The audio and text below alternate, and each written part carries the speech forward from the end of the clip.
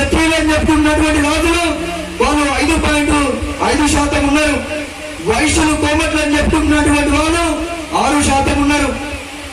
రెడ్డి వెలుమ కమ్మ కాపులు 10.5% ఉన్నారు. బీసీ సమాజం 52% ఉన్నారు.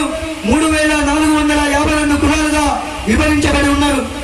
ఎస్సీ సామాజిక వర్గం 17% ఉన్నారు. సుమారుగా 1500 కులాలుగా విభజించబడి ఉన్నారు ఈ దేశంలో.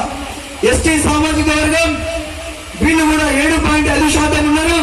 1000 కులాలుగా విభజించబడి ఉన్నారు. ఈ దేశంలో బాధితులుగా ఉన్నటువంటి వాళ్ళు 95% ఉన్నారు. కేవలం ఈ దేశాన్ని పరిపాలిస్తున్నటువంటి వాళ్ళు 15% ఉన్నారు. బ్రాహ్మణ, క్షత్రియ, వైశ్య.